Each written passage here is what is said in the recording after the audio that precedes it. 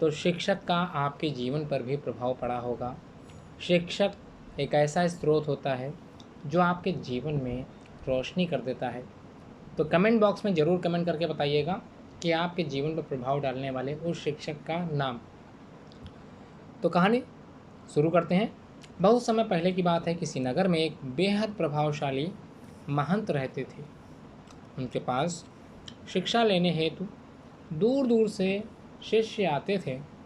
एक दिन एक शिष्य ने महंत से सवाल किया, स्वामी जी, आपके गुरु कौन हैं? आपने किस गुरु से शिक्षा प्राप्त की है? महंत शिष्य का सवाल सुन मुस्कुराए और बोले, मेरे हजारों गुरु हैं। यदि मैं उनके नाम गिनाने बैठ जाऊं तो शायद महीनों लग जाएं, लेकिन फिर भी मैं अपने 3 गुरुओं के बारे में तुम्हें ज़रूर बताऊंगा। मेरा पहला गुरु था एक चोर।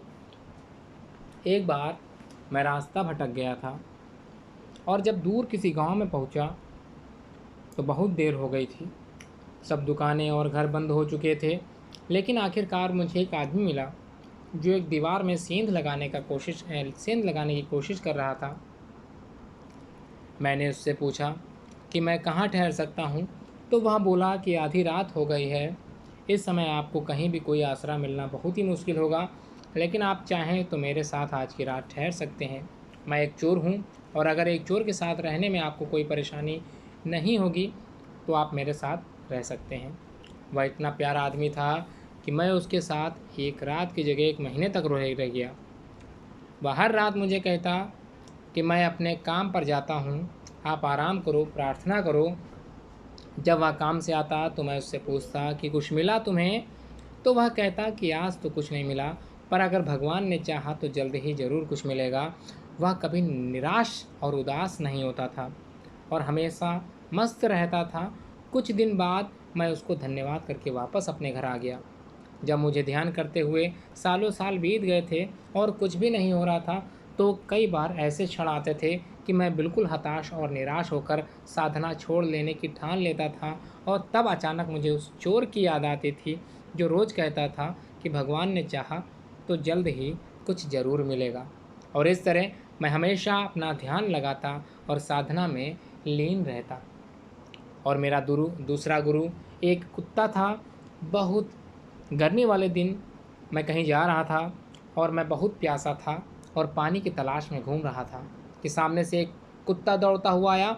वह भी बहुत प्यासा था। पास ही एक नदी थी। उस कुत्ते ने आगे जाकर नदी में झांका तो उसे एक और कुत्ता पानी में नजर आया जो कि उसकी अपनी ही परछाई थी। कुत्ता उसे देख बहुत ही डर जाता था।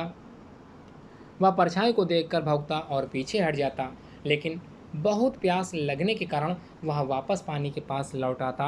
अंततः अपने डर के बावजूद वह नदी में कूद पड़ा और उसके कूदते ही वह परछाई भी गायब हो गई। उस कुत्ते के इस साहस को देख मुझे एक बहुत बड़ी सीख मिली। अपने डर के बावजूद व्यक्ति को छलांग लगा लेनी चाहिए। सफलता उसे ही मिलती है जो व्यक्ति डर का साहस के मुकाबला करता है, जो व्यक्ति डर का साहस से मुकाबला करता है। और मेरा तीसरा गुरु एक छोटा बच्चा है। मैं एक गांव से गुजर रहा था कि मैंने देखा एक छोटा बच्चा एक जलती हुई मोमबत्ती ले जा रहा था। वह पास के किसी मंदिर में मोमबत्ती रखने जा रहा था। मजाक में ही मैंने उससे पूछा कि क्या यह मोमबत्ती तुमने जलाई है? वह बोला, जी मैंने ही जलाई है।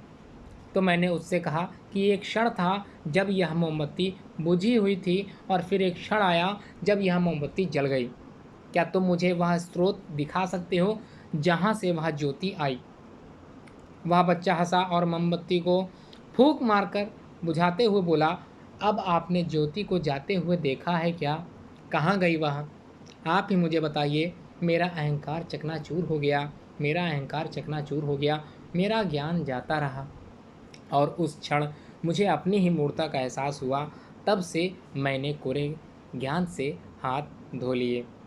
आज मैं इसी वजह से आप सभी लोगों के सामने अपने ज्ञान के माध्यम से आप सभी लोगों को आपके ज्ञान के जो नकारात्मक पहलू हैं उनको सकारात्मकता की ओर ले जाने का प्रयास कर रहा हूँ। इसी तरह की आगे और भी वीडियो आप लोग ज़रूर देखें और चैनल अगर आपने सब्सक्राइब ना किया हो तो चैनल को सब्सक्राइब ज़रूर कर लें।